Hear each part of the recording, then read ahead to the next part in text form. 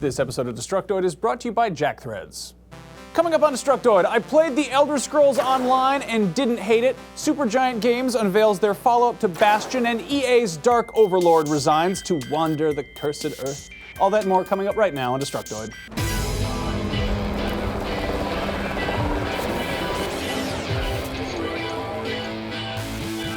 Welcome to Destructoid. I'm Tara Long. And I'm Max Scoville. Happy Tuesday, Max. Happy Tuesday, Tara. I actually didn't realize it was Tuesday because I still am not used to us recording our show on Tuesdays, and I don't even know where my brain is on Mondays. It's always either Tuesday or Friday on this show, so yeah, I would be in support of switching to a 2-day week in general. Yeah. I don't know what we do with weekends. Two-day work week. 2-day work week. That'd be good. Nice. Yeah. But actually, some pretty big news happened this week. You want to lead us off? Yeah, this is actually like important, serious, actual business news. So John Riccitiello, EA's CEO, has stepped down. He's the guy, if you're not familiar, Riccitiello is the man who is known for his resemblance to Emperor Palpatine and the Elusive Man from Mass Effect. That's kind of probably what he's most famous for. He's got kind of a resemblance there. People always point that out in the comments. He's been in charge of EA since 2007, and for a brief period, it seemed like he might have been steering Electronic Arts in a good direction after humbly admitting to the company's past mistakes and taking risks on creative new properties, and people sort of liked him for a second. That didn't last, though, and in more recent years, Riccitiello has been the face of evil for many gamers. It's been confirmed that his resignation is due to the company's financial performance failing to meet expectations. So until a new CEO is appointed and we see the white smoke coming from the Redwood Shores offices of EA, Larry Props will be serving as executive chairman of the board. I expected people to be really happy about this news, and nobody is. You could say apparently EA, he is the lesser of many evils at that company. You could say, literally, here is a free puppy, EA, and people would get upset about it, because they don't like EA that much. Is this one of those situations where he resigned on his own will, or they sort of nudged him to do it? I don't know.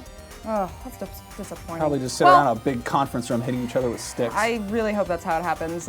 Speaking of horrible mistakes, EA has decided to make amends with gamers who have been frustrated by SimCity's less than perfect launch by offering each and every one of them a free PC game of their choice from a list of 8, all of which were published by EA. No surprises there. The list of free games to choose from includes the standard editions of Battlefield 3, Dead Space 3, Mass Effect 3, Medal of Honor Warfighter, and Need for Speed Most Wanted. They've also got Plants vs. Zombies, Bejeweled 3, and hilariously enough, the deluxe edition of SimCity 4, which a lot of people were recommending that people play when SimCity was not online. So if you grab one of these, you will have to own a copy of SimCity, and you will have to have activated it through Origin by 11:59 p.m. sharp Pacific Daylight Time on March 25th. That is next Monday. If you've already done that, then you should have gotten an email from EA already with instructions on how to redeem your game. Just make sure that you do that before March 30th at 11:59 Pacific Time, or else you won't get it, and then you'll lose out on a free game, and life will suck. And keep in mind that they are rolling out the redemption portal on a country-by-country basis. So if for some reason you cannot access it yet, check back on March 22nd, because it should be live worldwide by then. But either way, this is pretty cool. Yeah, the redemption portal is actually the big glowing gateway that John Riccitiello had to walk through to get to the cursed earth. Yeah, that's really generous of EA, though, to open up their entire 8-game library to people. Full of games all that 8 of those games that they put out. Rife with microtransactions. Yep, so. 8 whole games. No, to I pick mean, they had from. to do something, so this is the most logical solution, I think. Yeah, definitely the most generous thing they've ever done. Okay, so I'm tired of talking about EA, so instead of talking about EA, let's talk about the Elder Scrolls Online. Yes, that game. I wish it was that game. That game looks more fun, that picture that I drew on the thing. Anyway, the embargo went up this morning on the coverage of the game, which I flew out to Maryland to see last week. Destructoid's Chris Carter was there too, and we both got a solid chunk of hands-on time with the game. Probably the biggest piece of news to come out of the whole event is that yes, the Elder Scrolls Online will be playable and functional in a first-person view. Of course, you'll have to take Chris's and my word for this because we don't have any screenshots or video to prove it at all. During our time with the game and the build that we were playing, there was a first-person mode, but it was very limited. You didn't see any arm animations or anything, but during a presentation, we were shown gameplay of just like a full-ass, that word doesn't work here, full-ass first-person combat with swords and magic and shit and arm animations, and you could see your shield and your sword. It looked like a proper Elder Scrolls game. I know this is one of those things that the E3 reveal they did, last year. It really it didn't really look like it. It was all third person, and everyone's Yeah. like, but I like to see my hands when I play games. Anyway, was unremarkable. Yeah. So the gameplay, it feels pretty similar to that of Oblivion or Skyrim. Where it borrows from MMOs is with the hotbars, which is 5 slots, and it's got spells and special attacks. There are character classes in the game which seem to upset some people, but they are kind of classes a la Oblivion or Morrowind, which are really just a loose starting point for a build, with players still being allowed to fully customize characters as they get further into the game. As Chris noted in his preview, ZeniMax tried to convey that the game is mostly a solo experience, stating that you are the hero with the option to work with a band of heroes to save Tamriel. Essentially, they want you to treat it like a multiplayer Elder Scrolls game, which people have been clamoring for quite some time. I think a lot of MMOs kind of post-World of Warcraft made the mistake of trying to be World of Warcraft, and last year's, like we mentioned, E3 reveal of ESO made it just look like an Elder Scrolls flavored WoW clone. But after getting my hands on it, I have a lot more faith in what ZeniMax Online is doing, and I think they could very easily surprise us. During the presentation, some buzzwords like social media and integration were thrown around and elicited the obligatory eye roll from everybody in the audience, because we hear those words constantly, all the time, always. But the devs elaborated that when WoW started up, social networks were barely a thing, and WoW itself was kind of a social network, a very sort of early one. I mean, it was, MySpace was the thing back then. Remember that, kids? Remember MySpace? I don't want to. Anyway, Can't make me. they're not ready to go into specifics yet, but it sounds like they're really kind of trying to, recreate that sensation in a more relevant fashion. It's the Elder Scrolls, but it's online. It's a more social thing. If it helps, think of it as Nords with friends. Nords with anyone. You made that joke on Twitter. I did already. I wasted that joke. Anyway, I thought it was a good joke. It worked. Good. Anyway, there's obviously a ton to talk about with a game like this. It's a massive multiplayer online game based on the open world thing with the wizards and so forth. But I think it's worth keeping an eye on for anybody who is interested in the Elder Scrolls or in MMOs, or just has a casual interest in anything related to gaming. And that's why you watch our show, I guess. Anyway, that is slated for a release sometime this year, simultaneously on Mac and PC. We still don't know what the hell they're doing, if it's going to be free to play or subscription-based, or you buy it one time and then you keep playing it. But, there's a lot they're not telling us, because I think they're still working on a lot of it. But Chris Carter's got his big old preview on Destructoid, along with a couple smaller stories, and I've got my impressions video and one interview up on Rev3 Games. That's our other YouTube channel, and I've got another interview on the way. So go check those out. I saw some of the footage from your visit, and I have to say, it looks a little bit better than the footage they showed last year at E3. Like, it looks Fun like fact, it still isn't conveying what it actually looks like. They're showing some very controlled. That's so Yeah. weird. Okay, well maybe the actual thing will look better than what we've seen here then. I don't know. Anyway, moving on. Supergiant Games, which is the studio responsible for 2011's Bastion, have announced their second game, and it's a sci-fi action RPG called Transistor. As you can see from the trailer, the art style is sort of similar to Bastion's, but with a futuristic slant to it. So you play as a woman who may or may not be named Red. It's sort of unclear. They refer to her as Red in the video. But anyway, she's gotten a hold of this mysterious, powerful weapon called the Transistor, which previously belonged to a group of assailants who had tried to kill her, and basically they are now attempting to track down the weapon and reclaim it for themselves. And the weapon itself also has some mysterious significance, apparently, that players will sort of unravel over the course of the game. It's a strange concept for sure, but as long as the combat is fun, who really cares?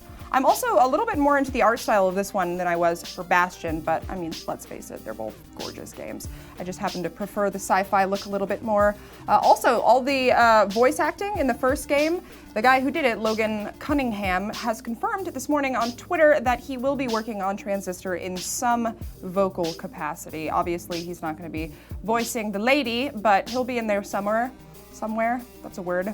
Anyway, you guys should go check out the trailer for this game. Let us know what you think. It's still early, so don't expect to really have any idea what's going on in it. They don't even know what platforms it's coming out for yet, just that it is expected to be released in early 2014. So, what did you think of this? I wasn't crazy about Bastion. That was one of those games that really just kind of like left me in the dust. And I thought that the art style was just, there was just too much going on there. And I like the art style of this a little bit better. Yeah. But it's still, I mean, it's still kind of hit or miss, just like shot for shot. I'm kind of. It's really hard to see what the gameplay is like from this trailer alone. It's very Tumblr. We might have to wait. Tumblr. It is very Tumblr. We might have to wait a few more months for that. Yeah, I don't think I'm sure if I know what to say about the game yet, because I just watched a 1.5-minute long video.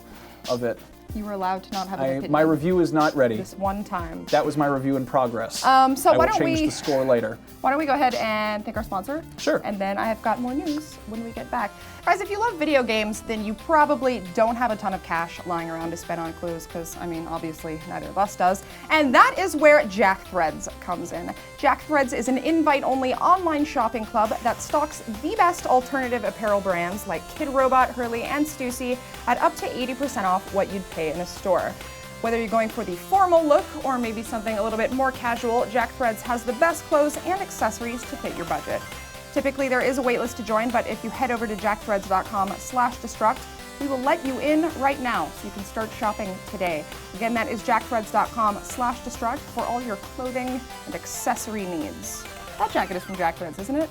This one is not, but I have many others that are. Yeah, way to go, Tara. Way to throw me under the bus there. Yes. All right. Go buy a shirt. It looks lovely, is what I'm trying to say. Thank you, Tara. So back to the show.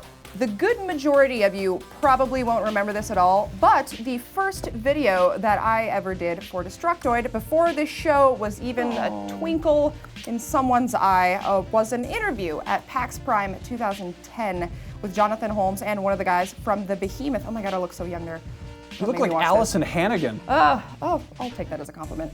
Anyway, at the time, they were showing off BattleBlock Theater, which now, 2.5 years later, has finally come full circle, much like my career. It has a release date now of April 13th on XBLA, and it will be sold for the measly price of 1,200 Microsoft points. These are the guys that did Castle Crashers, and this game looks kind of similar, but a little bit more cutesy style, and with a little bit more personality. So if you like that game, definitely have that on your radar. And while we're on the subject of games with long development cycles, Phil Fish has announced that Fez will finally be hitting Steam on May 1st, now that its year-long exclusivity deal with Microsoft is over.